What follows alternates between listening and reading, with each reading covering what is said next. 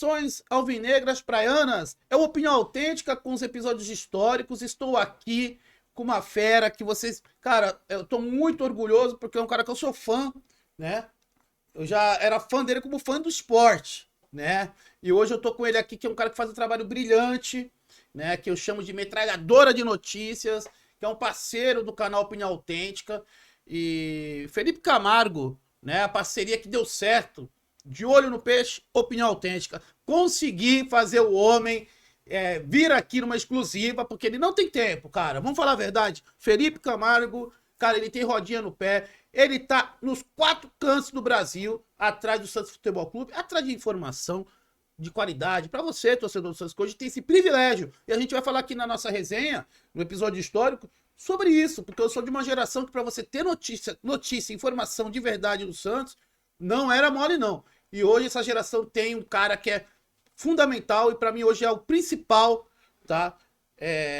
Profissional que traz notícias do Santos, né? Com aquela certeza que é informação com veracidade. Felipe Camargo, obrigado por ter vindo aqui no nosso episódio. Fica à vontade aqui para mandar uma consideração inicial para a torcida do Santos, principalmente a galera raiz que acompanha aqui o nosso programa.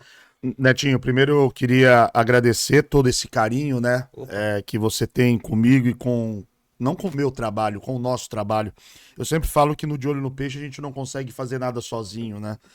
Um trabalho da maneira como nós projetamos, não tem como só o Felipe Camargo fazer. Às vezes o Felipe Camargo tá na frente do CT, o Felipe Camargo tá na frente da Vila, o Felipe Camargo que tá em alguma cidade pelo Brasil, mas se eu não tenho um respaldo, então a Carol Bernardi, o Luciano Dias, né?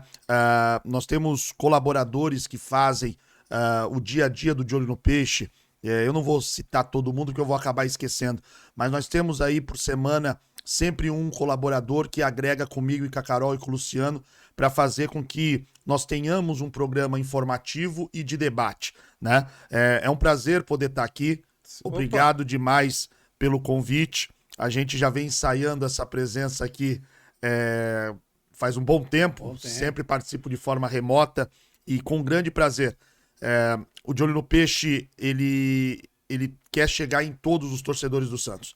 E você, com opinião autêntica, é a grande porta de entrada para o torcedor que tá ali do estádio, o cara que tá nas organizadas, o cara que respira o Santos, que chora, que sorri por causa do Santos. Então, nós criamos uma identidade, né, de trabalho. Sim. O Elo, não sei se você lembra, foi feito por Fábio Lázaro, né, que hoje é setorista do Portal Trivela, era do Lance na época, e o Lázaro falou, pô, Felipe, você conhece o Netinho? Eu falei, cara, só de falar. Ele falou, poxa, eu vou te apresentar, porque eu acho que o projeto que ele tem, talvez valha uma parceria com o De Olho no Peixe.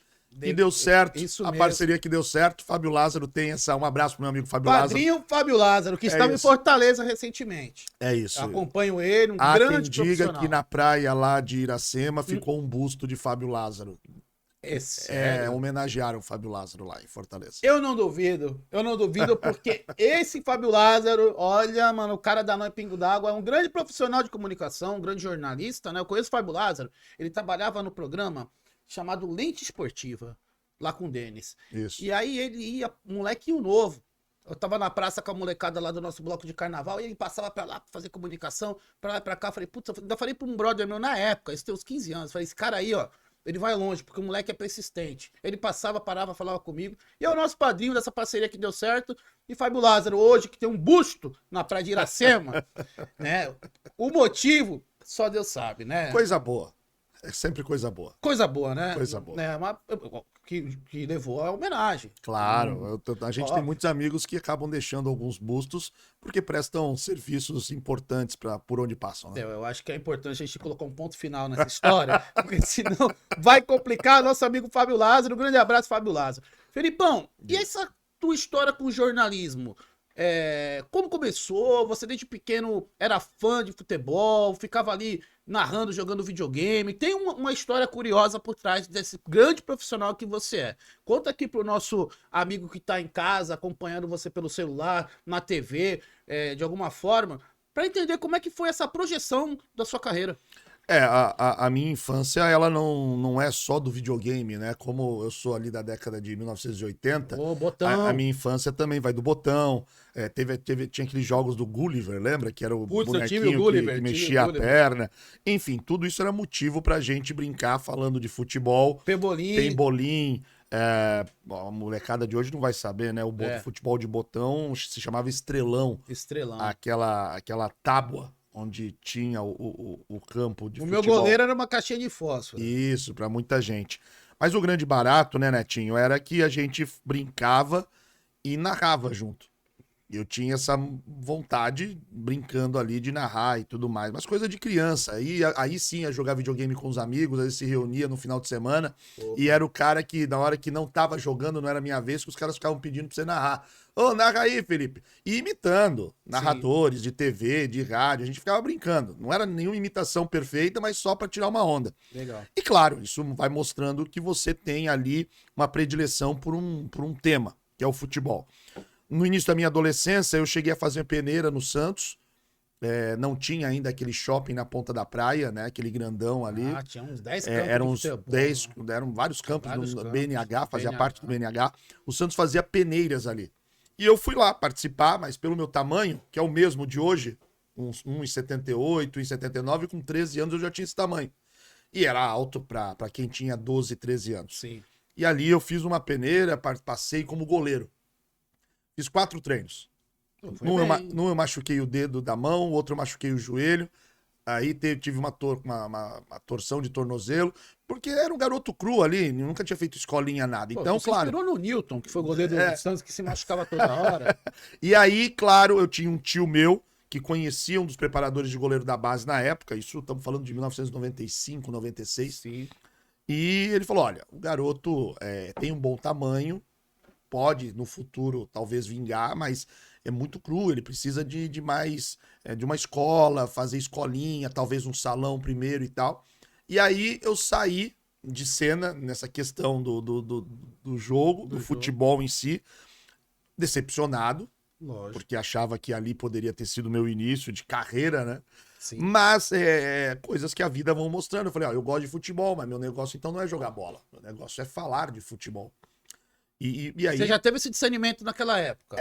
Porque assim, a minha preocupação era decepcionar minha mãe, meus avós, né? Porque, sim, lógico, na hora que eu passo na peneira, por mais que tivesse sido uma coisa boba, a tia vai lá, comprou luva, o vô foi lá, comprou um par de chuteira, o pessoal começou a comprar as coisas pra investir. E tu tá falando um negócio muito louco, porque assim, a família começou a ficar orgulhosa e querer ajudar. É diferente de hoje, porque hoje a família quer que o cara se torne um milionário. Mas ali assim, primeiro ninguém botou fé. Falou, deixa o moleque ir, pô. Vai lá. Eram mais de 300 crianças. E realmente, sim, aí o que eu pensei, se eu for pra linha, não vou passar. Se eu for pro gol, talvez eu tenha chance. E passei. Passou. Só que aí depois, quando tiveram uns 4 treinos e eu saí, né, Tinho, aí bateu a decepção. Eu falei, minha mãe, meus avós vão ficar decepcionados comigo. E claro, coisa da minha cabeça na época, e aí a minha mãe mesmo conversou comigo, meus avós. E Felipe, às vezes não é pra você ser jogador. Avalia o seu amor por futebol se não pode ser por um outro caminho. Sim. E aí o tempo foi passando, a época da escola ainda me deu oportunidades de fazer telejornalismo, gravar vídeos como se fosse jornal. Nós estávamos às vésperas de uma Copa do Mundo, que era de 98, e isso foi me aguçando mais a questão do falar de futebol. Observar na televisão Galvão Bueno, Tino Marcos, Marcos Uchoa, a cobertura que o Brasil já tinha na Copa de 94, incrementaram na TV Globo na época, na Copa de 98, e ali você com 14, 15 anos, entendendo um pouco mais, que barato, cara, eu quero um dia estar ali, eu não vou ser jogador, mas eu quero estar vivendo esse tipo de situação. De alguma forma. De alguma forma. E aí, cara, a faculdade eu não tive muita dúvida, foi fazer jornalismo mesmo. E a curiosidade é que eu começo a fazer o cursinho no início de 2002, e quando nós estamos ali por volta do mês de maio, abril, maio, como acho que muitos garotos, adolescentes que estão fazendo o cursinho, eles resolvem fazer... vamos fazer um vestibular aí para ver como é que tá o meu conhecimento, se eu tô aprendendo bem. E eu marquei. Só que eu marquei numa faculdade que era em São Bernardo do Campo, cara, e não via data. E, começou maio daquele ano 2002, Os jogos eram 3 da manhã, 6h30 da manhã, 8h30. Meu Tudo cursinho madrugada. era de manhã. Eu só chegava pro segundo turno do cursinho, porque eu via até o jogo das 8h30. Sim. Quando o Brasil chega, cara, na semifinal, passa pela Inglaterra, esse jogo da Inglaterra num dia 21 de junho, se eu não tô enganado. 21? Acho que é isso. O Brasil pega a Turquia num dia 26. Aí eu vou me dar conta, cara, que eu tinha um vestibular marcado. Aí quando eu fui procurar, era dia 30 de junho, Putz, em cima. no dia da final da Copa. Puta. E na época, R$50 era o valor da inscrição. Em 2002, R$50 era 50 grana reais pra era caramba. 500 conto hoje. E, pô, minha mãe era tão bacana que ela era, não é. Tá, graças a Deus tá super bem, mas ela falou pra mim assim: não, filho, deixa pra lá o vestibular. Vamos ver a final da Copa, curte e tal. Eu falei, não, mãe, vamos fazer. E o Brasil bateu o campeão naquele domingo. Eu lembro que na semana eu ligo pra universidade e pergunto: vocês não vão adiar, cara, a prova? É uma final de Copa do Mundo, a prova marcada pra 1h da tarde. E a final era às 8h30 da manhã, acabava às 10h30. E, pô, virou carnaval no Brasil. Brasil campeão. E o trouxa aqui, bandeira nas costas, cara pintada, busão, subiu a serra pra fazer a prova. E eu entro. E tu foi? Eu fui fazer a prova. Puto, pé da vida. Pé da vida. E aí, fiz a prova, passei em 13º. Pô, que legal. Aí eu falei, tem que entrar, né? E foi aí que começou minha saga dentro do jornalismo, porque eu demorei 10 anos pra me formar, né, Tim? Porque eu não tinha dinheiro pra pagar a faculdade, as faculdades particulares eram caras. E você se formou nessa mesma faculdade? Não. Vixe, essa faculdade chegou no 3º semestre, faltava dinheiro pra pagar a faculdade, eu precisava continuar. E aí a faculdade me impedia de seguir, mas era aquele impedimento velado, porque não podia proibir o cara de entrar. Exato. Aí eu fazia as atividades e pegava o material e levava pro advogado. Falei, eu fiz. Aí entramos na justiça, a faculdade era obrigada a me liberar. Enfim, eu caminhei até o 6º, 7º semestre nessa faculdade. Aí parei por 4 anos, fiz um curso de radialismo, porque eu já trabalhava em rádio lá em São Bernardo. Uhum. Minha primeira rádio foi a Rádio ABC de Santo André. Que é rádio ligada ao Diário do Grande ABC ou não? Não tinha ligação, mas eles criaram depois uma parceria. Entendi. Né? Mas a universidade que eu tava era ligada numa parceria com essa rádio. Com a rádio. Só que a universidade e a rádio prometiam para o aluno que entrasse uma bolsa de estudos. E essa bolsa nunca aconteceu. Nunca. Mas foi assim. Foi assim. Em 2004 eu entrei na Rádio ABC de Santo André. Foi minha primeira experiência. Apresentando o telejornal, atendendo o cara que ligava por telefone para reclamar de buraco na rua, Fazendo tinha que ligar tudo. para a prefeitura, fazendo geral. Até que um dia surgiu a possibilidade de, no jornal que eu apresentava, ter boletins de esporte, de futebol. Aí eu comecei a fazer dos 4 grandes de São Paulo. Né? Muito bom. E aí aí eu comecei aos poucos, aí entrou uma equipe de esportes, eu passei a ser plantão com eles. Em 2004 ainda, eu fui plantão e participei da campanha, aquela época a Rádio ABC cobriu o Santo André. E o Santo André foi campeão da Copa do Brasil 2004 sobre o Flamengo. Sim. Aí foi minha primeira experiência de cobertura. Eu fui lá no Bar Figueiras, na época, ali na região Figueiras, que é uma região bem nobre de Santo André, Sim. com bares. E lá eu fiz uma reportagem. Pô, achei o máximo, né, cara? A equipe tava toda no Maracanã e eu entrevistando o pessoal ali nos bares. A que cidade tava torcendo, mobilizada, né? Cidade mobilizada. Então foi minha primeira grande experiência no futebol, assim, acompanhando. Depois as coisas foram evoluindo. Rádio ABC, Rádio Cacique de Santos, Rádio Cultura, Trianon, lá de São Paulo também. Sim. Né? Até chegar na Rádio Cultura de Santos, que foi talvez aí a minha grande abertura pela audiência, que foi da onde eu pulei para a ESPN Brasil. E você passou por TV regional da Baixada também, não passou, Felipe, por um momento? Passei, porque quando eu tive com o Paulo Alberto no Radar Esportivo, que era a Rádio Cacique, Sim. eu fui levado pelo Silvio Ruiz, o verdadeiro. Ele que me convidou. E o Paulo tinha um programa na TV. Certo. Então ali acabou sendo minha primeira experiência, vamos dizer assim, com rotina, fazendo programas ao vivo em TV. Sim. Quem é do rádio consegue se dar bem na TV ao vivo, né, Netinho? Lógico. O rádio é uma grande escola. É a escola. Agora, claro, com a internet aqui, mais pessoas se viram com isso. Exatamente. Mas eu tive essa experiência, primeira no Radar Esportivo, na TV Com, na época. E aí, quando eu vou trabalhar com o Edson e com o Guido na Rádio Cultura, eles têm o Baixado Esporte na TV Santa Cecília. E ali também eu tenho a experiência do ao vivo, Sim. mas eles já me davam a abertura também de ir pro CT, fazer entrevista com jogadores, gravar boletins com imagem, Muito bom. fechar às vezes um VT se precisasse. Era uma coisa mais restrita, mas já me deu um pouco mais de cancha quando eu fui para a ESPN, embora eu fui pro rádio. Sim. Mas quando eles me perguntaram, eu já tinha alguma experiência se eu precisasse ser usado na TV. O Felipe, que é novo, é muito legal ele contando aqui a história, a trajetória dele profissional. O cara teve também. Cara, você teve vários professores. Você teve com o Edson, que pra mim é um dos maiores locutores. Um dos maiores.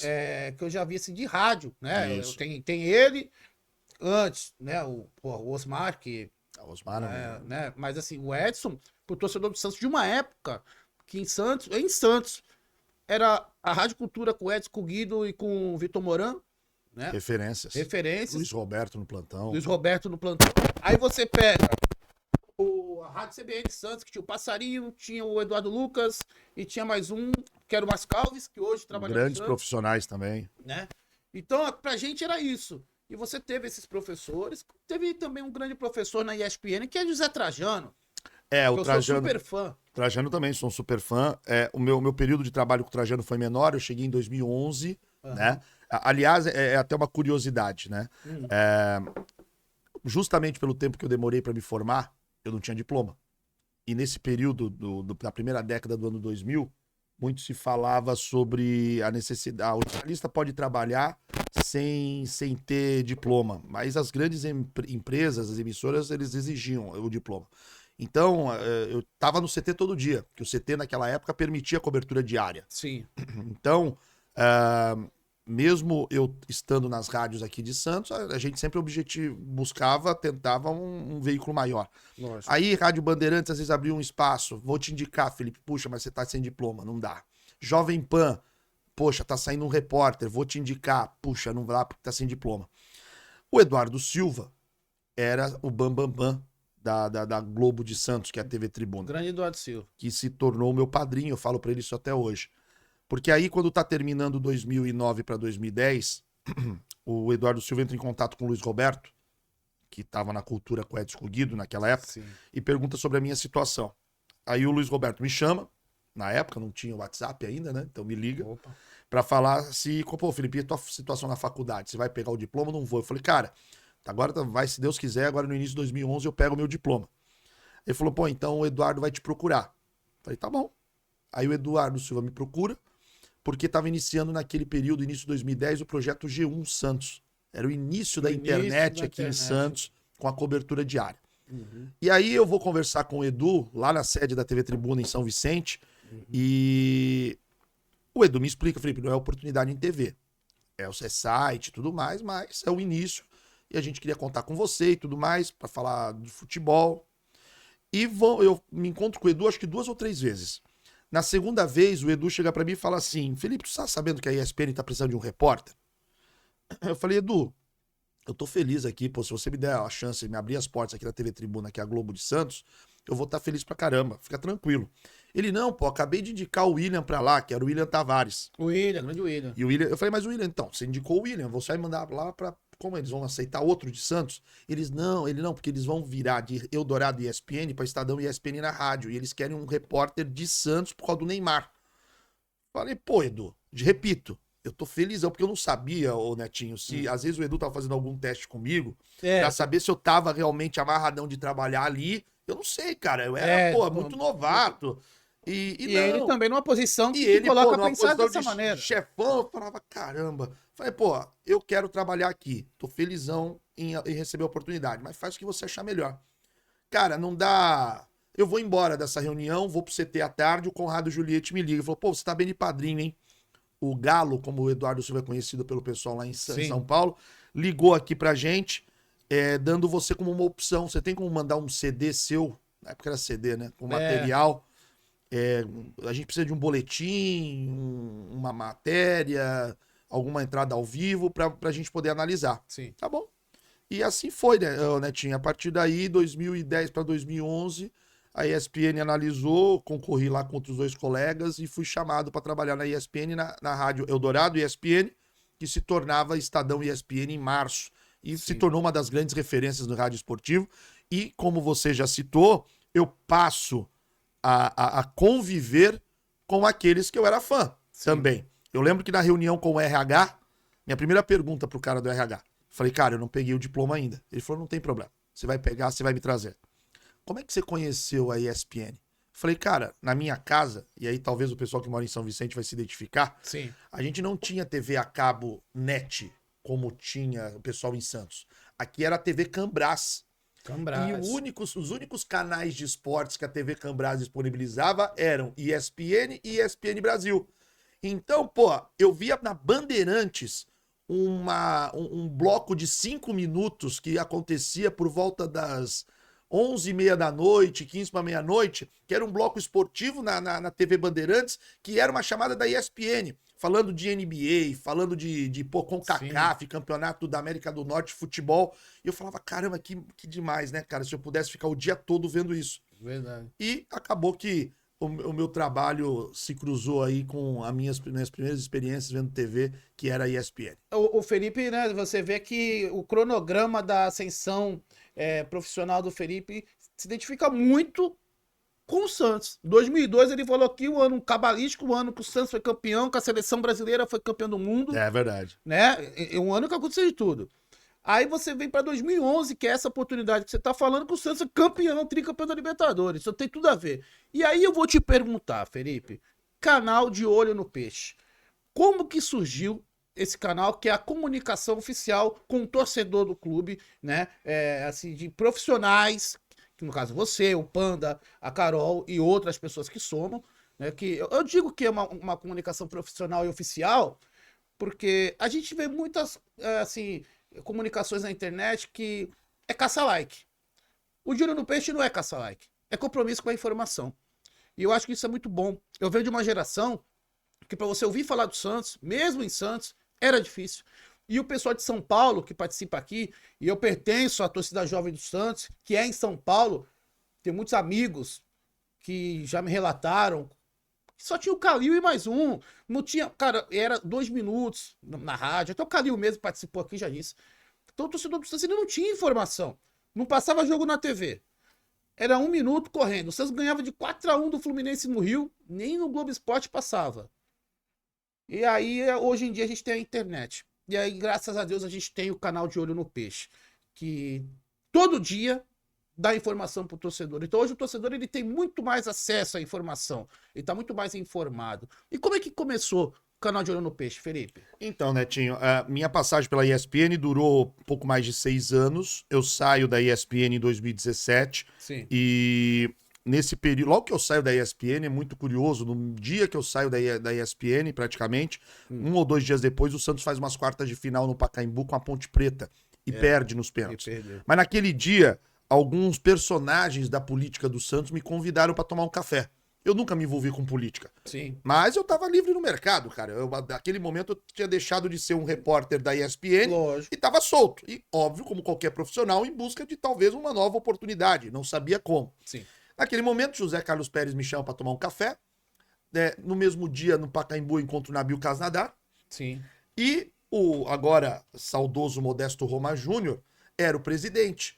E aí ele fala com o pessoal da sua equipe, fala assim, pô, o Camargo tá conversando com uns caras aí que é de oposição e tal, por que ele não veio conversar comigo?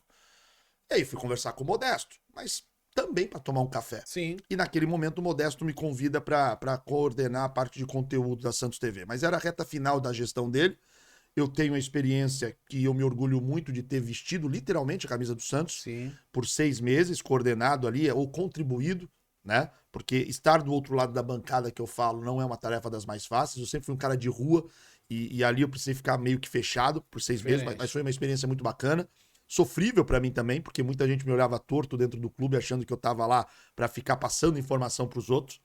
E no final da gestão do Modesto, eu expliquei pra ele que eu não ia fazer política como eu nunca fiz. Não ia me envolver em política. Eu tava ali pra servir o Santos, trabalhar pro Santos, né? E ele não conseguiu ganhar as eleições e eu não tive o meu contrato renovado. Simples assim, segui minha vida. Nesse meio tempo, né, eu fiz amizade com o Caio Couto, que era técnico das Sereias ali em 2017, campeão brasileiro. O Caio também sai do clube. Eu saí de uma forma, não vou dizer normal, não quiseram renovar meu contrato, é um direito que a nova gestão na época tinha. Mas o Caio foi demitido por WhatsApp. É um absurdo. Caio que voltou, né? Caio que agora é o novo técnico novamente das Sereias. É isso aí. Mas aí o Caio e eu começamos na internet, cara, só pra entender, pra você entender por que teve o de olho no peixe. Sim. a produzir conteúdo. Falei, Caio, é um absurdo você estar fora do mercado, primeiro que você é o atual campeão brasileiro do futebol feminino. E o teu conhecimento. Vamos começar a analisar, cara, o Campeonato Brasileiro, os jogos de Copa do Brasil. Sim. Talvez a gente não vire tanto o nosso foco pro Santos, porque vão dizer que a gente tá com dor de cotovelo se fizer alguma crítica ao Santos. Pois é. E talvez um erro. Hoje eu olho pra trás, um erro. Porque se eu já tivesse começado a construir conteúdo do Santos em 18, hoje talvez o De Olho no Peixe fosse maior. Mas faz parte, Deus sabe o que faz na hora certa. Lógico. 19 a gente vai pra uma rádio. A gente começa a falar do Santos. Mas não tinha ainda um programa com o nome De Olho no Peixe. Eu e o Caio fizemos um podcast. Podcast mesmo, você entrava lá no Spotify. Sim. Fizemos 4 edições. Nesse meio tempo, eu e o Caio Couto criamos o De Olho no Peixe, né? Idealizamos. Um amigo em comum, o Vinícius Vieira, que foi assessor do Santos, falou assim, poxa, eu tenho uma amiga que ela é influencer. Poxa, mas ela é santista roxa, cara. E ela queria começar a entrar nesse mundo do futebol. Falei, cara, me apresenta, porque com o De Olho no Peixe aqui que a gente tá querendo fazer os podcasts, ela pode fazer parte. Carol Bernardi. E aí a Carol passou a fazer parte do podcast. Só que, cara, o podcast, ele é construído só o áudio, não esses podcasts do YouTube. Sim. Pra você fazer programação fria, pegar informação, debater. Pô, vamos falar de psicologia no futebol? Aí a gente fala de psicologia no futebol que o cara pode ouvir hoje, pode ouvir amanhã, qualquer dia. Atemporal, né? Mas só que o De Olho no Peixe estava sendo construído com podcasts com questões não atemporais. Coisa quente, Coisa quente. E aí eu cheguei à conclusão que, cara, esse não é o caminho. Aí a gente levou pra rádio. Aí a Carol tava com a gente de forma remota. Era o período da pandemia. Sim. Na rádio, em São Vicente, a Nova FM, a gente passou a transmitir jogos. Só que por ser aquele período de pandemia, os jogos eram todos atribulados. Sim. E era jogo de sexta, 10 da noite, era tudo jogo de segunda, né? Porque tinha que fazer a coisa acontecer. Pra gente resumir, a rádio não deu conta e a gente foi pro YouTube. E a partir de 2021, o De Olho no Peixe vai pro YouTube, puxando a nossa audiência que já tinha inicialmente no rádio e no Facebook. Lógico. E assim a gente começa a crescer, sempre focando no jornalismo. Ah, mas vocês são santistas, torcem pro Santos? Sim, torcemos pro Santos. Eu sou jornalista, a Carol é torcedora, o Luciano Dias é torcedor. Verdade. Mas eu sempre tenho essa, entre aspas, briga comigo de que não podemos nos perder pelo emocional. A Carol e o Luciano são extremamente emocionais, nós temos outros comentaristas que trazem pro lado emocional, como eu tenho comentaristas, jornalistas e santistas que são pés no chão e que o torcedor às vezes não gosta. Porque você ser pé no chão, eu ouvi esses dias quando o Santos atrasou o salário, que não, esse tipo de coisa não tem que ser dada.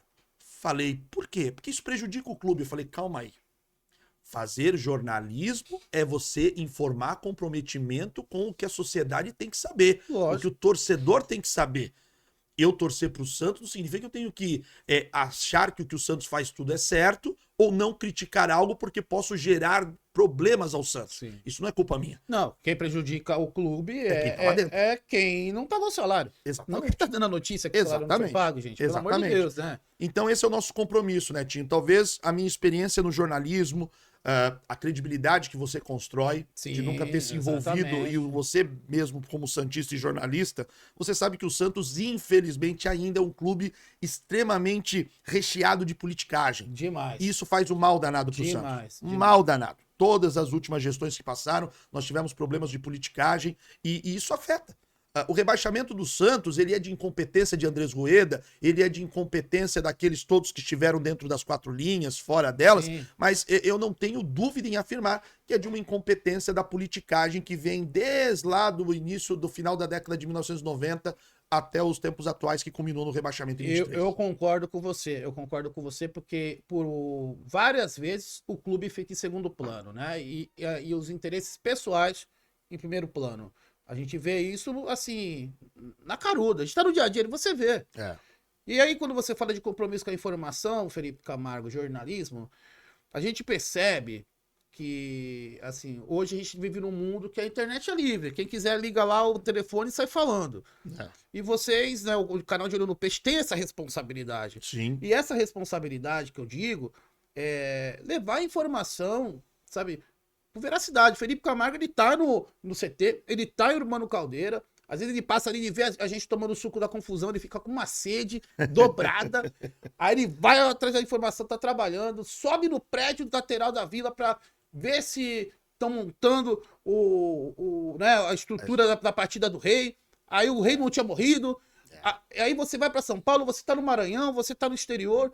E tudo isso com uma estrutura de muita entrega. Esse exemplo ele é muito bacana, né, Tinho? Então pode falar. Não, eu peço até desculpas, que eu não sei se eu tô me alongando muito das respostas. Não, Coisa me corta. é pra você falar. Mas assim, esse episódio, né, que era um episódio histórico, Sim. nós imaginávamos que uma hora ia acontecer. Uhum.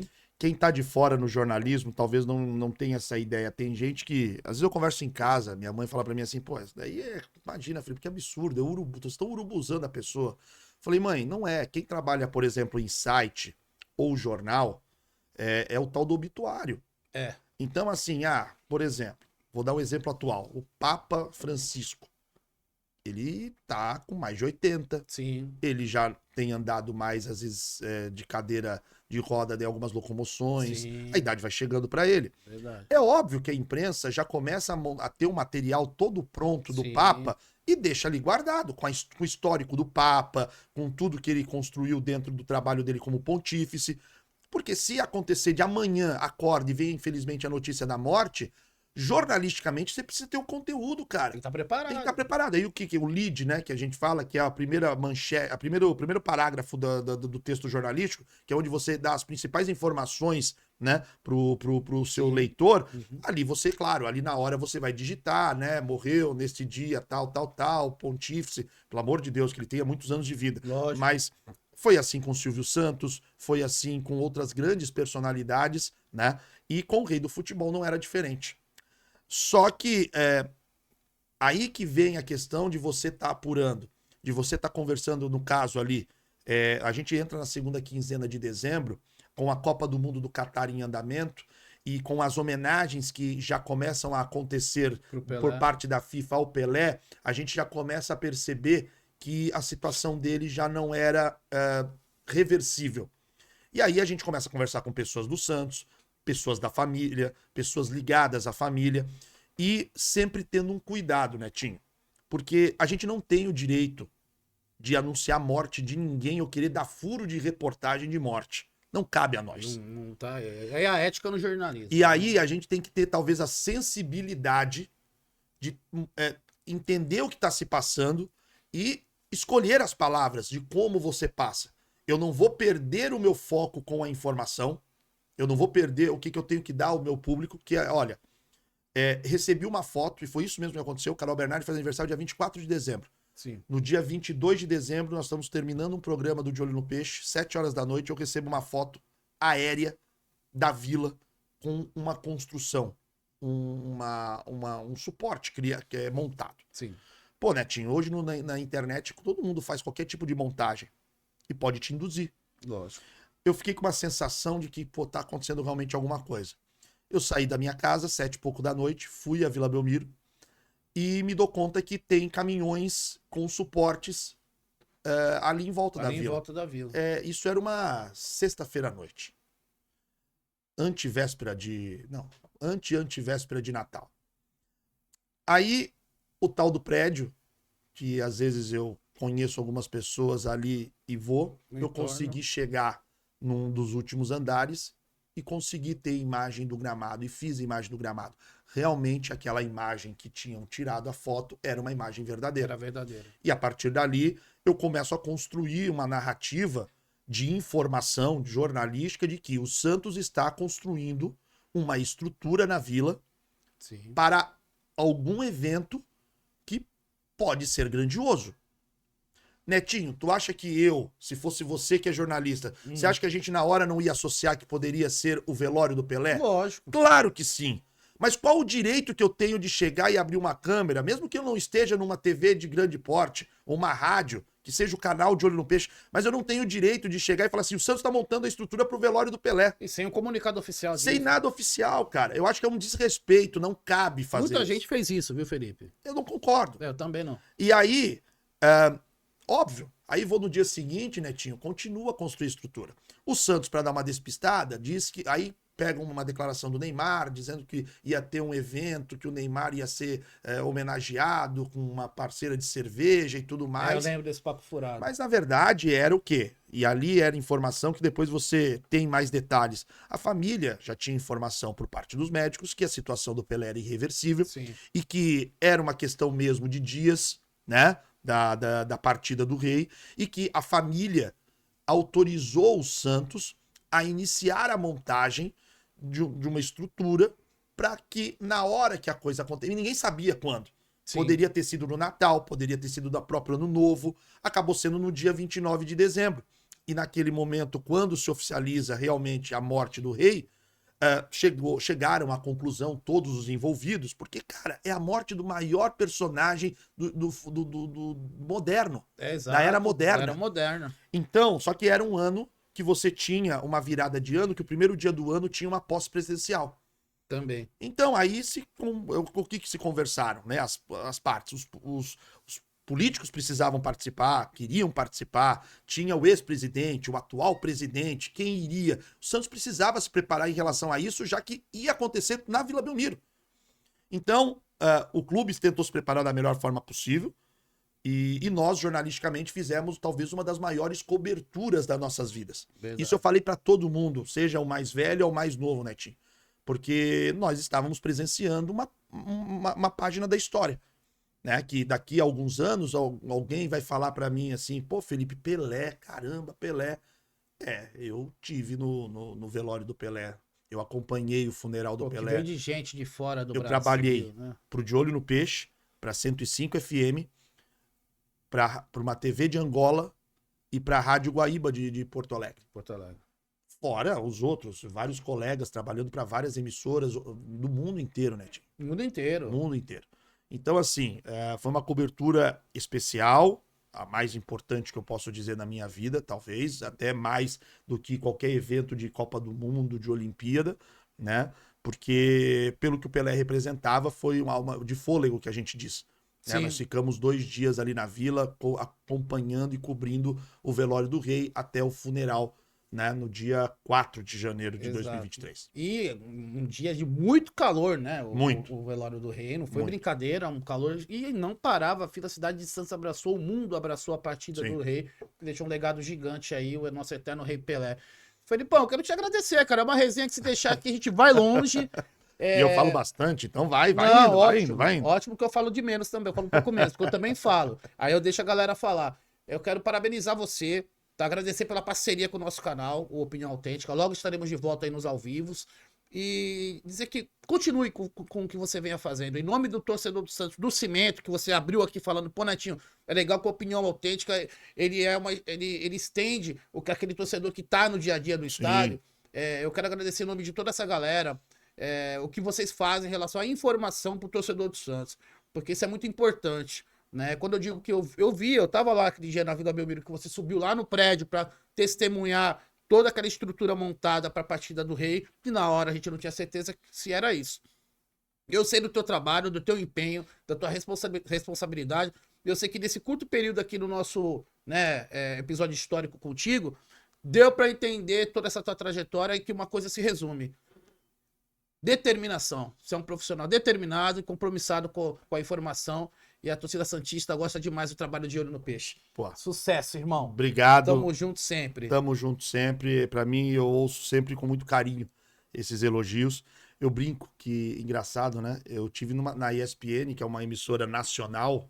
Sim. E o reconhecimento do torcedor na Vila, ele é muito maior hoje com o De Olho no Peixe e a opinião autêntica do torcedor parar para conversar. É muito interessante isso. A gente fica mais próximo, né? Eu não tô falando que um é maior que o outro emissora, mas a penetração com o torcedor hoje a gente tem maior e o respeito do torcedor. Sim. O torcedor, eu fico feliz, claro, a gente não agrada todo mundo, nem Jesus Cristo agradou. Mas o importante é o torcedor entender que o nosso trabalho é a responsabilidade com a informação.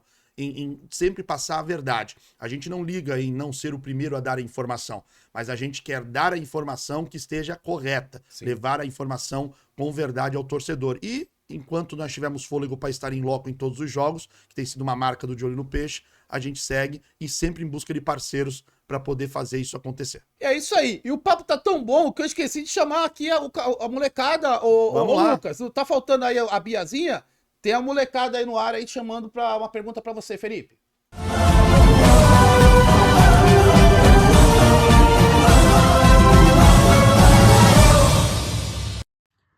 Oi, Nação Santista, tudo bem com vocês?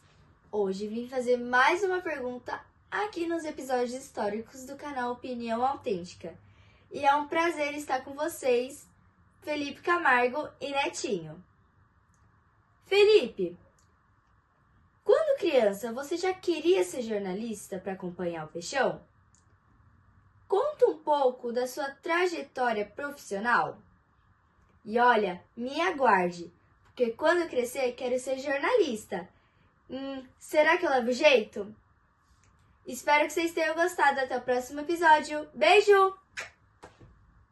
Essa é a Bia, o Netinho aqui, ó. Eu vou falar um negócio. Bia Ferreira, obrigado. A parceria aqui deu certo também com o canal Molecada no Ar. Juro, eu não toquei nessa garrafa, que o papo tá tão bom com o Felipe Camargo. E aí eu saio atropelando, falando, e as perguntas da Bia endossam, né? Tudo que a gente já falou. E aí, Felipão, fica à vontade para falar para a Bia sobre tudo que ela quer ser jornalista, né? Então, acho que o que você já falou aqui deve servir de exemplo para ela. E fica à vontade para respondê-la, por mais que esteja no mesmo campo da redundância, mas eu acho que é sempre bom reafirmar. Não, mas eu vou dizer para você, Netinho. Primeiro, eu fico muito feliz em ver a Bia fazendo os vídeos.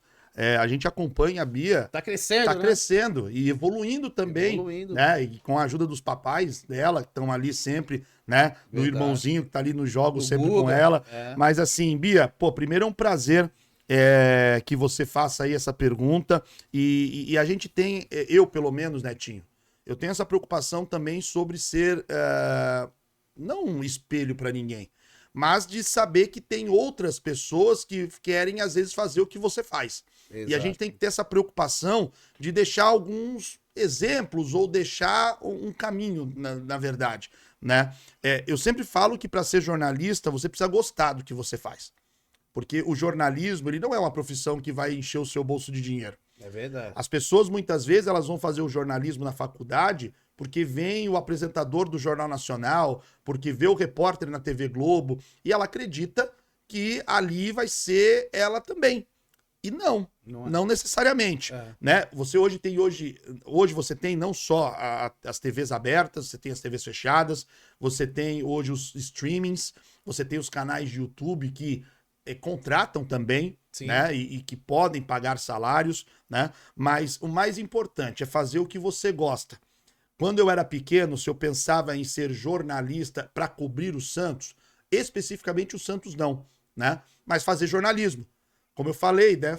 Primeiro achava que eu ia ser jogador de futebol. Sim. Não fui. Aí eu entendi que meu negócio era falar de futebol, de esporte. E aí a vida vai te mostrando que o clube que me deu oportunidade para que eu pudesse estar no jornalismo, porque sempre que eu fiz jornalismo em várias emissoras era para falar do Santos, Sim. eu descobri que o ideal era criar um caminho direto ao torcedor do Santos. E é hoje o que o De Olho no Peixe faz. Muito bem, essa é a resposta de Felipe Camargo aqui, dizendo que, né, ele queria ser jogador de futebol, né? Reforçando, aí ele sentiu que não, eu não vou ser jogador de futebol, mas eu vou trabalhar com comunicação no futebol.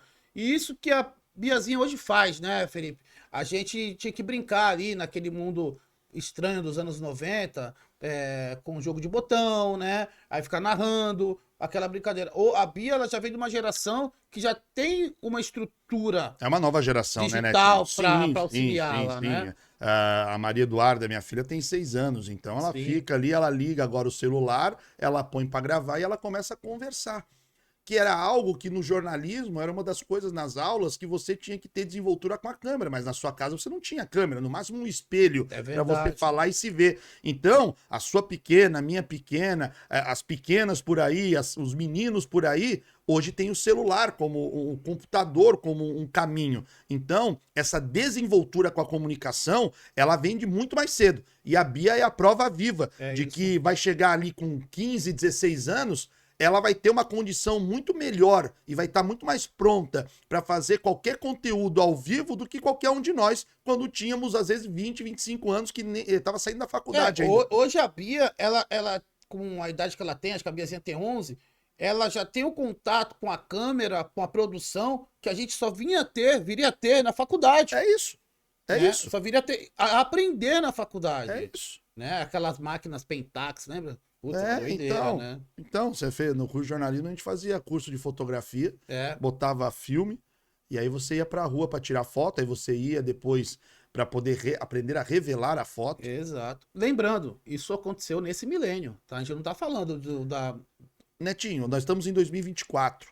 As pessoas hoje, quando tiram o WhatsApp de circulação por algum motivo, as pessoas ficam perdidas. Aí veio o Telegram, ou Telegram. É.